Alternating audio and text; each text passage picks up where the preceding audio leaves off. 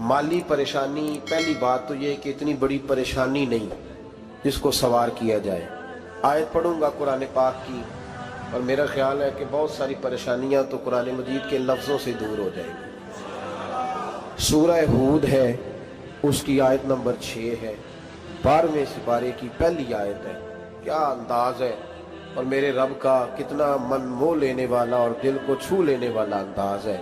रब करीम ने फरमाया वमा मिन दाब्बतिन फिल अर्द, फरमाया नहीं ज़मीन पर कोई भी ऐसा चलने वाला, ज़मीन पर कोई ऐसा नहीं जो चलता हो, इल्ला अलल्लाहि रिज़्कुहा, जिसका रिज़्क अल्लाह ने अपने ज़िम्मे न लिया हो।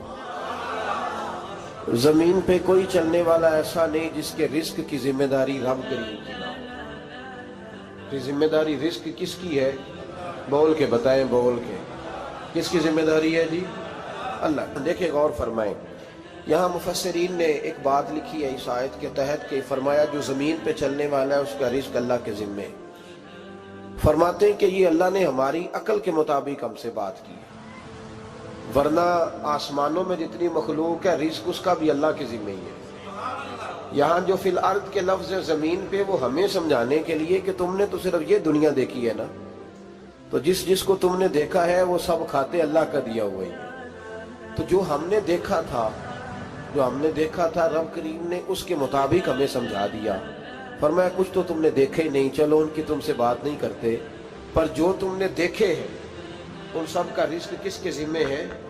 अल्लाह के। मेरे रसूल करीम सैयद आलम सल्लल्लाहु ताला अलैहि वसल्लम कुरान मजीद की जब तर्जुमानी करते, वजाहत करते, तो महबूब पाक सल्लल्लाहु अलैहि वसल्लम भी कोई इश्काल रहने नहीं देते थे, कोई इश्काल नहीं रहने देते थे। मेरे महबूब करीम अलैहिस्सलातु सलाम ने फरमाया अल्लाह पे भरोसा रख के सवेरे निकल जाना रिज़्क की तलाश में। किस पे भरोसा रखना है? निकलना तुम्हारे जिम्मे है। ये ना कहना कि घर बैठूंगा तो यही आएगा, निकलना तुम्हारी जिम्मेदारी है। जितनी जिम्मेदारी है वो पूरी करना। अल्लाह पे भरोसा करके निकल जाना तुम्हारी जिम्मेदारी है। रब का जिम्मा है तुम्हें रिज़्क देना, वो जरूर तुम्हें रिज़्क पहुंचाएगा। या रसूल अल्लाह सल्लल्लाहु अलैहि वसल्लम किस तरह पहुंचेगा? तो जरा हुजूर के लफ्जों का हुस्न भी देखिए। नबी पाक सल्लल्लाहु अलैहि वसल्लम ने फरमाया जिस तरह मौत तुम्हें ढूंढ लेती है ना कि तुम कहाँ मौजूद हो, जब वक्त आता है तो इंसान पाकिस्तान में हो तब भी आ जाता है, जद्दा में हो तब भी आ जाता है, मक्का में हो या मदीना तैयबा में, वक्त फिर भी आ जाता है। फरमाया जिस तरह मौत तुम जहां भी हो तुम तक पहुंच जाती है ना, इस तरह तुम्हारा रिज़्क भी तुम जहां मौजूद होते हो अल्लाह वहां पहुंचा देता है, पहुंचा देता है। तो या रसूल अल्लाह सल्लल्लाहु अलैहि वसल्लम किस अंदाज में? तो फरमाया निकल जाना तुम्हारी जिम्मेदारी है। फरमाया सवेरे परिंदे भी निकल जाते हैं और शाम को जब लौटते हैं तो अल्लाह उन्हें पेट भर के रोजी अता फरमाता है। हालांकि उनको नहीं पता होता हमारा कारखाना कहाँ है, हमने कहाँ जाके मजदूरी करनी है। उनको नहीं पता होता कि हमारा दफ्तर कहाँ है, हमने किस ऑफिस में बैठना है। उनको नहीं पता होता कि हमने कहाँ जाके माल खरीदना है और कहाँ से हमने फिर उसको दोबारा बेचना है। उन्हें खबर नहीं होती, अल्लाह पे भरोसा करके निकल जाते हैं। निकलना तो तेरे जिम्मे है कि नहीं? फरमाया वो तू ड्यूटी कर, शाम को अल्लाह जो रब परिंदों को रोजी देता है वो तुझे भी अता फरमाएगा। मैं कहता हूँ सोच कितनी कमजोर है उस आदमी की जो कहता है कैसे मिलेगा। कितनी कमजोर सोच है। जो रब बैल को रोजी देता है, बकरी को रोजी देता है, इस जमीन इस धरती पे अगर बसने वाला ऊंट भूखा नहीं सोता, चले ये तो पालतू जानवर होते हैं, इस धरती पर बसने वाली अगर बिल्ली और कुत्ता रोटी खा के सोते हैं तो तू तो अशरफुल मखलूकात है। तूने अपने ज़हन में क्या टेंशन पाल लिया है कि नहीं आएगा तो मर जाऊंगा, क्या बनेगा, किस तरह होगा? तू क्यों इतना परेशान हो गया? भाई माली परेशानी सबसे ज्यादा उस बंदे ने ओढ़ ली है जिसकी तवक्कुल की बात कमजोर हो गई है। तू सीधी तवज्जो अपने रब करीम की जानिब रख, सीधी तवज्जो अल्लाह की जानिब कर। रब फरमाते हैं जिम्मा तेरा नहीं, जिम्मा मेरा है। लेकिन ना तनख्वाह एक आती है घर में, जब एक बच्चा होता है तो तब भी काम चलता है, जब अल्लाह 2 बच्चे दे दे फिर भी उस तनख्वाह से काम चलता है, जब 3 हो जाए फिर भी चलता है, जब 4 हो जाए। नहीं आप ना भी बोले तो बात तो सही है, बहरहाल काम फिर भी چلے اسی تنخواہ میں سے جب بندہ بڑے بیٹے کی شادی کر کے بہو بیاہ کے لے آئے تو پھر بھی کام چلتا ہے، اور جب اس بیٹے کو اللہ بچے عطا کر دے تو اسی گھر میں، اسی آنگن میں، اسی چھت کے نیچے کام چلتا ہے۔ تو پھر تو مان جانا کہ چلانے والا تو نہیں، چلانے والا کوئی اور ہے۔ پھر تو مان جا کے چلانے والا کوئی تو اس وقت جب تنخواہ تیری لگی تھی تو کہتا تھا ابا ابھی میری شادی نہ کر، میں بیوی کو کیسے کھلاؤں گا؟ تو وہی شخص ہے جس کی چھت کے نیچے پھر 1.5 درجن پوتے بھی پل رہے اور گزارا ان کا بھی ہو رہا ہے۔ تو رزق کا ذمہ کس کا ہے؟ اللہ کا ذمہ۔ اب ہمیں پتہ ہے پہلی بات تو پریشانی اس لیے اتار دینی چاہیے کہ ذمہ ہمارا ہے ہی نہیں۔ اب دوسری بات یہ کہ ذمہ داری کس کی ہے؟ اللہ حکیم بھی ہے اور علیم بھی ہے، حکیم بھی ہے اور جانتا بھی ہے اور اسے پتہ بھی ہے کہ دینا کس طرح ہے۔ اب ہم پتہ کیا کہتے ہیں وہ جو بندہ پجاروں میں بیٹھا ہے وہاں اسے نہیں بیٹھنا چاہیے تھا، اور میرا حق تھا۔ تجھے زیادہ پتہ ہے کہ اللہ کو؟ بول کے بتانا کس کو پتہ زیادہ ہے؟ کیوں جی؟ تو آپ اصل ٹینشن پتہ کب لگتی ہے؟ جب بندے کہتے ہیں نہیں وہ پجاروں میری تھی، میرا حق تھا۔ وہ جب گزرتی ہے نا پاس سے مہران کے تو مہران والا ٹینشن بڑی لیتا ہے، حالانکہ اللہ کو زیادہ پتہ ہے کہ وہ حق۔ ایک بات اپنے ذہن میں یاد رکھ لیں، رٹ لیں کہ جو میرے لیے بہتر تھا میرے رب نے مجھے دے دیا، اور بات ختم ہو گئی۔ بس وصل اچھا ہے نہ فراق اچھا ہے، یار جس حال میں رکھے وہی حال اچھا ہے۔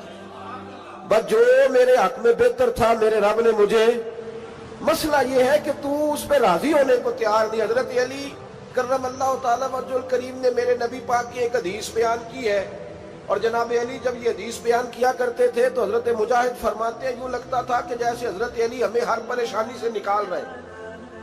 مولا علی شیر خدا رضی اللہ تعالیٰ عنہ فرماتے ہیں کہ مجھے میرے نبی پاک صلی اللہ علیہ وسلم نے ایک طریقہ دیا تھا ٹینشن فری ہونے کا۔ آپ فرماتے ہیں مجھے تو بڑا راس آیا ہے، تم بھی اگر کر لو گے تو تمہیں بھی فائدہ دے گا۔ کہا وہ کیا؟ حضرت علی کہنے لگے محبوب علیہ السلام نے فرمایا تھا لوگوں تم اللہ کے دیے ہوئے تھوڑے رزق پہ راضی ہو جاؤ، وہ تمہاری تھوڑی عبادت سے تم سے راضی ہو جایا کرو گا۔ بس تم 2 نفل بھی پڑھو گے تو اللہ راضی ہو جائے گا، تم 1 رکوع بھی سویرے اٹھ کے پڑھو گے تو وہ راضی ہو جائے گا، وہ تمہارے 313 درود شریف سے راضی ہو جائے گا، تم اس کے دیے ہوئے تھوڑے رزق سے راضی ہو جاؤ۔ ٹینشن اس لیے ہوتی ہے کہ ہم راضی نہیں جو اس نے ہمیں دیا ہے۔ وہ حل میں مزید کی جو دوڑ ہے نا، حل میں مزید کی، بے قدرہ کچھ قدر نہ جاتی، کیتی خوب تسلی ہو، دنیا دار پجاری زردے کتیاں دے گل ٹلی ہو، بک بک روشن اکھیاں تکیو ویک حویلی کلی ہو، تے کوچ نصیر اساں جد کیتی پہ جانی تھر تھلی ہو۔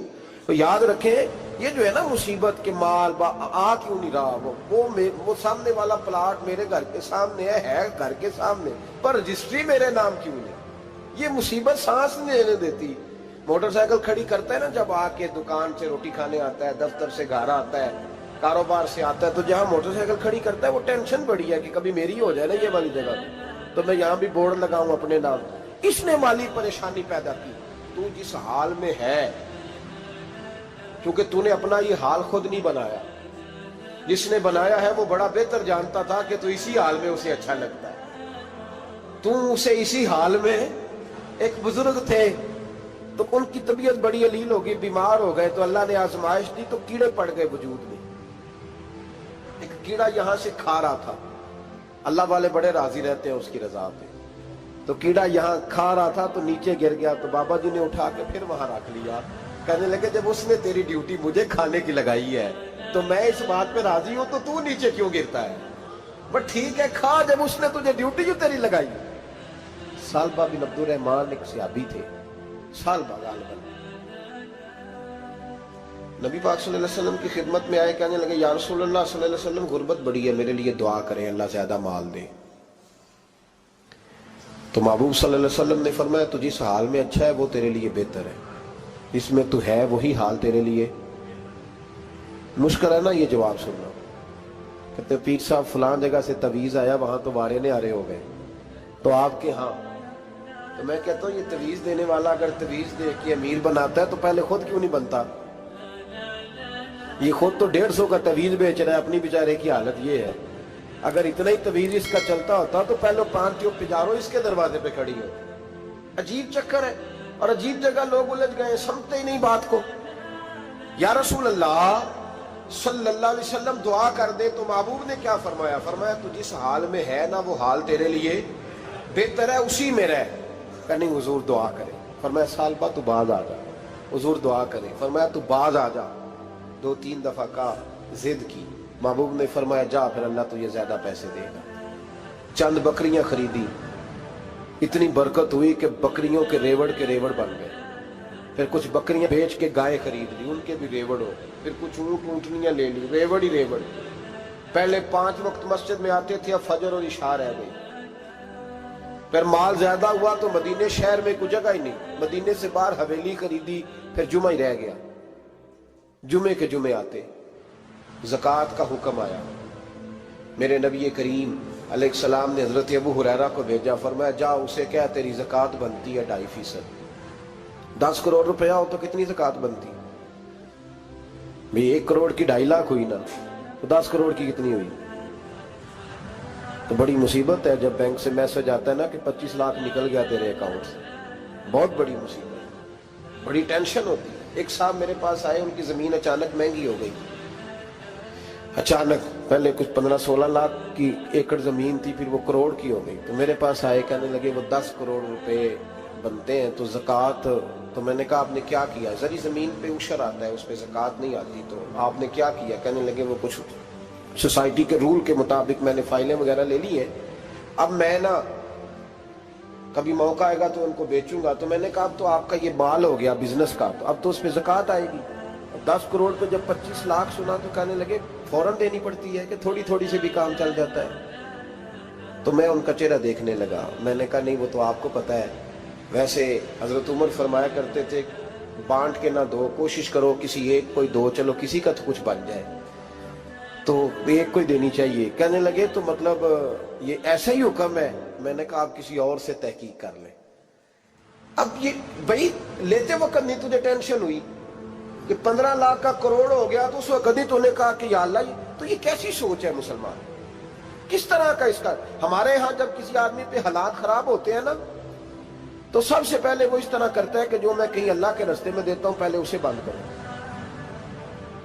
جس رستے تجھے آ رہا تھا پہلے تو نے وہ رستہ بلاک کیا. حضرت اسماء بنت ابی بکر صدیق کہتی ہیں میں حضور کو مسجد کے لیے, ادارے کے لیے, صحابہ صفحہ کے لیے کچھ دے رہی تھی, تو میں نے گننا شروع کیا تو حضور مسکرانے لگے. حضور مسکراتے کیوں ہیں؟ تو فرمانے لگی, محبوب فرمانے لگے اسماء اللہ کے رستے میں گن گن کے نہ دیا کر, ورنہ وہ بھی تجھے گن گن کے دے گا. تو اس کے رستے میں بے حساب دے, وہ بھی تجھے بے حساب ہی عطا فرمائے. لیکن پہلے یہ والا پہلے دروازہ بند کرو, یہاں سے پیسے ختم ہو رہے ہیں.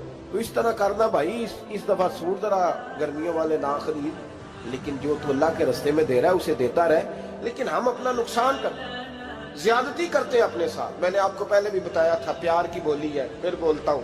ایک بڑے بڑے پیار والے دوست ہیں, ایک دفعہ مجھے کہنے لگے کہ آپ کئی دفعہ اعلان کرتے ہیں تو مجھے اچھا نہیں لگتا, اور آپ ادارہ بھی بہت زیادہ بننے والا ہے, بڑی چیزیں میں دیکھتا ہوں جو ہوں تو بڑا نظام اچھا ہو جائے, آپ دعا کریں اللہ مجھے پیسے دے تو میں بڑے سارے خرچ کروں گا اس کے رستے.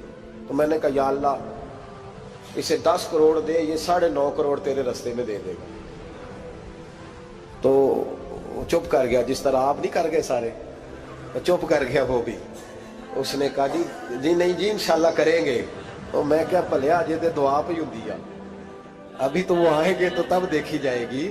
تو یہیں اڑ گیا, یعنی 9.5 کروڑ اللہ کے رستے میں خرچ کرنے کی دعا پہ بھی آمین کوئی نہیں کہتا کہ چلو آمین ہی کہہ دے. تو میں کہا تینوں تے 50 لاکھ بچتا سی پیا, لیکن تو اس سودے پہ تیار ہے. جب یہ سوچ ہوتی ہے, یہ غلط سوچ ہے. یہ بات تو اگر تم مسکرانے والی, لیکن یہ سوچ صحیح نہیں.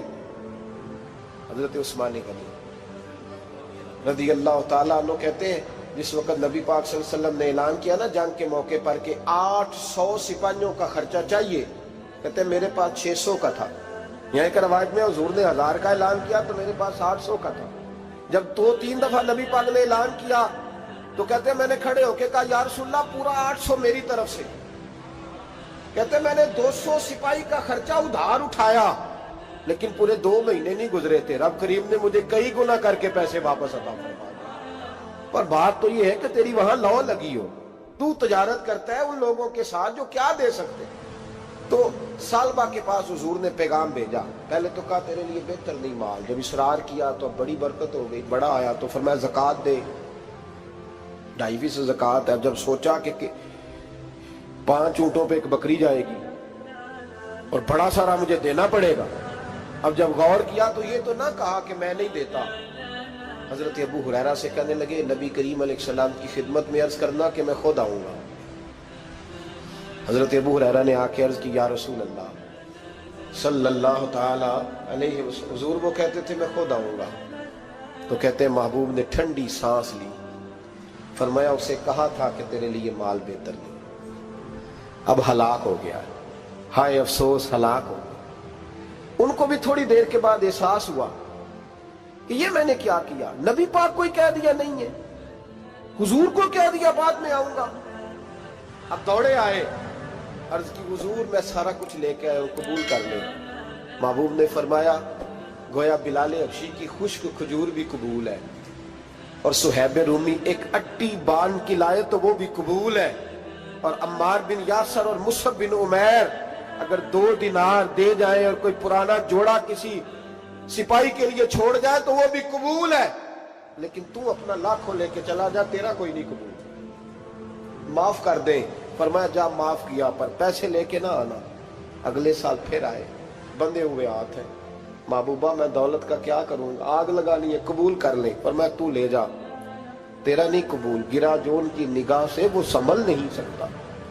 حضور نے وصال ظاہری کیا تو جناب صدیق اکبر کے پاس آئے، لاکھوں کا مال، ابو بکر قبول کر لو، تو جناب صدیق اکبر کہنے لگے اس کا کر لو جس کا نبی نے نہیں کیا، چل جا کوئی نہیں چاہیے۔ حضرت عمر کے زمانے میں قحط پڑ گیا، بارشیں نہیں ہوتی، غلہ نہیں ملتا، حالات خراب ہے، مالی طور پہ بحران آ گیا، غربتیں، مجبوریاں، تکلیفیں، آ کے روئے، عمر میرا قبول کر لو، مجھے معافی تو مل گئی تھی نا۔ فرمایا معافی اپنی جگہ پہ، پر جس کا مصطفیٰ نے قبول نہیں کیا۔ بہت سارے لوگوں کو پتہ ہی نہیں کہ ان کا قبول ہی نہیں ہوا، اور وہ الجھے ہوئے، انہیں خبر ہی نہیں کہ اصل بات کیا ہے۔ فرمایا جس کا مصطفیٰ کریم نے قبول نہیں کیا، اب ہیرے اور جواہرات بھی لے کے آئے تو بھوکے مریں گے، پر اس کا قبول، اس بات پہ راضی رہو اس حال میں اللہ نے رکھا ہوا، اس حال میں راضی رہو۔ جو مصیبت ہے نا دیکھنی کہ وہ بھی میرے پاس، تمہیں کیا پتا، کبھی پوچھ تو صحیح اس سے وہ کس مصیبت کا شکار ہے، جو مالی طور پہ بڑا امیر ہے، تو اس کی طرف دیکھ کے اپنا دل برا کرتا ہے۔ بس جس حال میں رب نے رکھا ہے اس حال میں رہ۔ حضرت عثمان غنی کے زمانے میں تو وہ وصال کر گئے، لیکن بھائی تو جس حال میں تیرا رب تجھے رکھتا ہے اس حال میں رہ، تیری مالی پریشانیاں ختم ہو جائیں گی۔ میں نے پہلے بھی شاید آپ کو ایک دفعہ کہا تھا، میں تعلیم سے فارغ ہوا تو میرے ایک استاد اور میرے کچھ دوست کہنے لگے افریقہ آ جائیں آپ، بھائی بہت بڑا ادارہ ہے، اس کو چلائیں، اس کو سنبھالیں۔ تو میری والدہ سے میں نے کہا، اس طبیعت ہوتی ہے نا انسان کی، میرا بھی دل لگ گیا۔ میری اماں پڑھی نہیں تھی لیکن اللہ نے دانائی بڑی عطا فرمائی تھی، حکمت بڑی تھی، سیانی بڑی تھی۔ تو میں نے کہا اماں جی وہ مجھے ساؤتھ افریقہ کی دعوت ہو رہی ہے تو آپ کیا کہتی ہیں؟ تو اٹھ کے میرے پاس آ گئی اور مجھے انہوں نے اپنے بازوؤں میں لے لیا، پھر میرا ماتھا چوما، کہنے لگی پتر میں تے وال بھی نہ پوٹ کے دیوا کسی نے، ہم نے دولت کا کیا کرنا، تو اللہ کا نام لے کے کہیں بیٹھ جا، رب کریم رون کے لگا دے گا، خیر ہو جائے۔ تو میرے بھائی یاد رکھیں ان چیزوں سے تھوڑا سا دیکھیں نا، قناعت کریں، جو اللہ نے دیا اس پہ راضی ہو جائیں، اللہ بڑا مہربان ہے، وہ آسانیاں کر دیا کرتا ہے۔ تو یاد رکھیں میرے رسول کریم علیہ السلام نے ایک تو ہمیں درس یہ دیا ہے کہ تو سمجھ جا، قرآن نے ہمیں بتایا ہے کہ روزی تیری ذمہ داری نہیں، روزی کس کی ذمہ داری ہے؟ اللہ کی۔ اور دوسری بات یہ کہ جو اللہ نے تمہیں دیا ہے اس پہ تو راضی ہو جا، تیری مالی پریشانیاں ختم ہو جائیں۔ اور پھر حضور صلی اللہ علیہ وسلم نے فرمایا مذہبی طور پر جب دیکھو تو آگے دیکھو، اور دنیاوی طور پر جب دیکھو تو پیچھے دیکھو، پریشانی ختم ہوگی۔ مذہبی طور پر جب دیکھو، جو 5 نمازیں پڑھتا ہے وہ تہجد پڑھنے والے کو دیکھے، اور جو تہجد پڑھتا ہے وہ اشراق چاشت پڑھنے والے کو دیکھے، اور جو بندہ اشراق اور چاشت پڑھتا ہے پھر اس کو دیکھے جو سارا دن مصطفیٰ پہ درود پڑھتا ہے۔ اوپر دیکھے کہ میں نے اور نیک ہونا ہے اور نیک، اور جب مالی معاملہ ہے تو پھر نیچے دیکھ۔ اگر تو بیٹھا نا پجاروں پہ تو پھر ٹوڈی والے پہ نظر کر، اس کا کیا حال ہے۔ اور اگر تو وہاں بیٹھا ہے تو دیکھ مہران والا بھی تو گاڑی چلا ہی رہا ہے نا۔ اور اگر تو وہاں ہے تو موٹر سائیکل والا دیکھ، اور تو وہاں ہے تو پھر سائیکل والے پہ نظر، اور اگر تو سائیکل والا ہے تو پیدل والے کو دیکھ، اگر تو کرائے کے مکان میں رہتا ہے تو پھر جھونپڑی والے کو دیکھ، اور اگر تو جھونپڑی میں رہتا ہے تو پھر بھی پریشان نہ ہونا، کچھ ایسے بھی ہیں جنہیں جھونپڑی بھی نصیب نہیں، جو سڑک پہ لیٹے ہوئے۔ اور اگر تو تندرست ہے نا تو کبھی جا کے اسپتال میں دیکھ حال کیا ہے، لوگ کس حال میں۔ تو ہم شکر نہیں ادا کرتے، اس کا نقصان کیا ہوتا ہے، نعمتیں چلی جاتی ہیں۔ اللہ فرماتے ہیں لَئِن شَكَرْتُمْ لَأَزِيدَنَّكُمْ، تو شکر ادا کر، میں نعمتوں میں اضافہ کر دوں گا۔ تو بھائی مالی پریشانی کا تیسرا سبب یہ ہے کہ ہم دیکھتے ہیں مالی طور پر اوپر، تو پھر ہمیں طبیعت بگڑتی ہے۔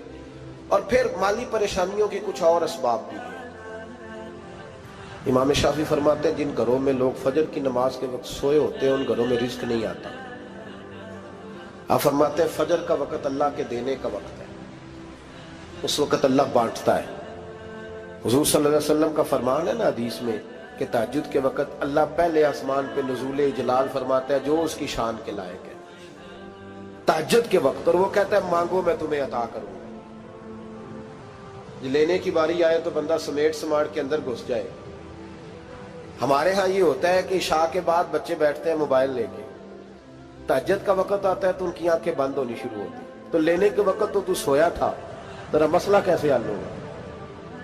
بھائی جب کوئی آدمی خیرات بانٹ رہا ہو تو جو پیالہ پیچھے کر لے اسے ملے گا؟ کہتے اس وقت آنا جب میں بانٹ رہا تھا، اب تو کدھر آ گیا ہے؟ مثال دے رہا ہوں۔ تو فجر کا وقت مانگنے کا ہے، تو ساری رات تو گزر گئی گیمیں کھیلتے، ٹی وی دیکھتے، اور جو لینے کا وقت تھا تو سو گیا، تو کیسے آئے گا تیرے پاس؟ تو اٹھے سویرے، بندوں سے مانگ کے دیکھ لیا، بڑی عزتیں خراب ہوئی، فجر کا وقت اٹھ کے جھولی پھیلائے۔